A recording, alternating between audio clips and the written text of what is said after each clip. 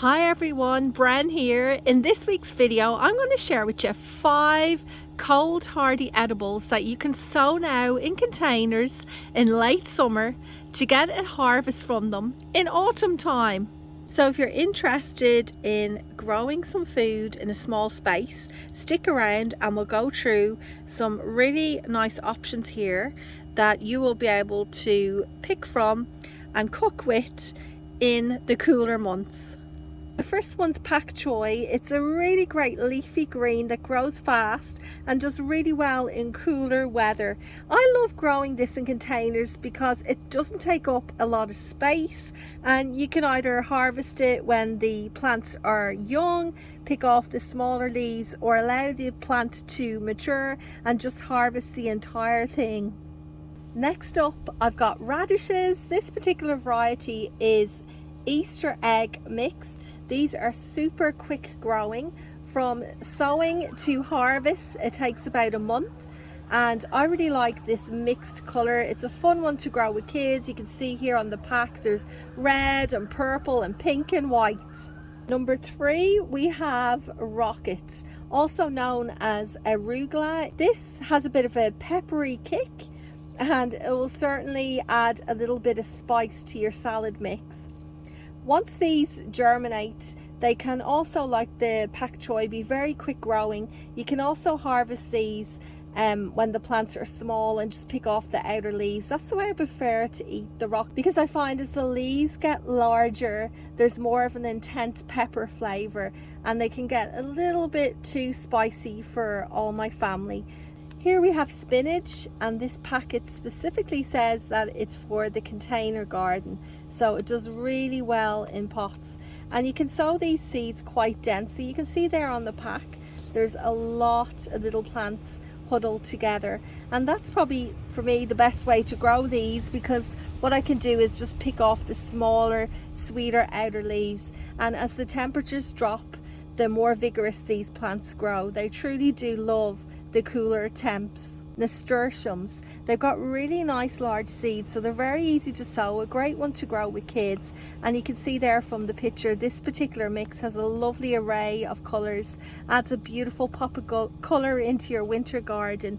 And of course, I'm sounding like a parrot if you've watched me for a while, but you know, you can eat every part of this plant. You can eat the flowers, the leaves, even the seed pods too, which you can pickle. It's a all-rounder wonderful plant, a great one to pop into a container. So there you go, 5 different cold hardy edibles that you can sow now in late summer for an autumn harvest, and there's plenty more that you can pick. Let me know if you want to see another video like this. I may do it in a little bit more detail because there are just so many options out there. Speaking of containers, these are what I'm going to be using to plant and grow these edibles. They're 30-litre containers which I purchased from my local IGA.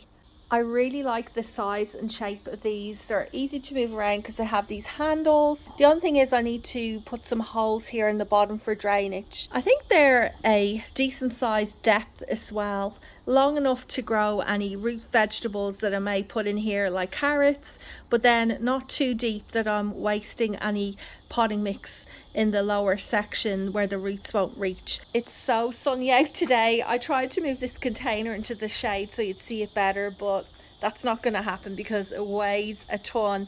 I've still got some soil in it from the last plants. Now with this container, remember I have 2 of them, and I was asking you a few weeks ago, what would you suggest that I put in these? They will be remaining on our new deck, and one of the suggestions, if not more, was to put some edibles in here, like dwarf fruit trees. And you know what? Today when I was dropping my flowers off at Tarmore Garden Centre, I purchased 2 dwarf citrus trees because I thought that was a great suggestion, and with those pots being near the kitchen, it'll be really handy to just grab a lemon for cooking dishes, or I do like mojitos, so I thought the limes would be really good in a mojito. Can you imagine a nice fresh lime with some mint from the garden too? This is exactly one of the reasons why I grow and sell flowers so that I can have that bit of extra money to make purchases like this.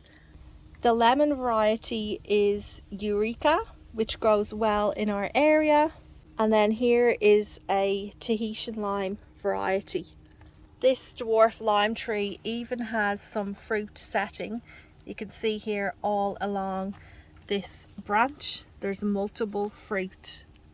But I'm probably going to remove all of these, at least for the first year, because I want these plants, both of them, to focus on producing nice, strong, healthy roots and not putting any energy into fruit production.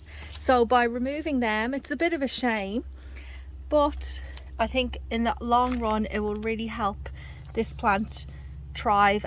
And it won't be too long, maybe a year or two, and I'll be getting heaps and heaps of fruit off these. There's so much information here on the tag which will help give them a great start. There's even a QR code which has lots of info for planting citrus. If we take a close look at the base of both of these, they're actually grafted citrus trees, both of them. It says here that they're on the rootstock of a variety called Flying Dragon. I'm most pleased about the lemon tree because the one that I tried to transfer a few months back, oh it must have been even a year back, hasn't done well. I think it's completely gone now. So at least this is a start. It is a dwarf variety where the other one was growing out in the ground, but we'll start off with this, and once the area down the back is ready, I'm going to buy a lovely large big variety lemon tree to grow. One of my new indoor plants isn't doing very well, unfortunately. I made a big mistake with this. So every week, usually on a Saturday, I take all the indoor plants and put it out on the deck area and give them a good water and allow them to have a bit of sunlight. But this one particular week, it was about 2 weeks ago, I left it out in the sun for too long. And it was quite a warm day. I just forgot about it, and the next day after I brought it in, I noticed that there was a bit of fading on the foliage. Now the strange thing is it's only on this particular plant, like the ferns and the other plants that I have, can't remember their names, they seem completely fine, but this one is struggling. It's almost like it got sunburnt. Now a couple of days ago I noticed that we're also getting big brown patches on these leaves too, and I can't see any sign on the back of any insects, anything like that. What's that? It looks like a little piercing. I don't know, is that like an insect damage? I really need to take some photos of this, and when I go to Tarmore Garden Centre next week, I'll ask Steve if he has any ideas what he thinks is wrong with it, but I have a feeling it's all completely my fault. And look at this, typical having kids. One of them must have poked a hole here, which is a bit annoying because that's one of the fresh leaves from the top. Ah well, there's not much I can do about that, but I can get these all planted up over the weekend. Thanks very much for watching, everyone. I'll see you again next week.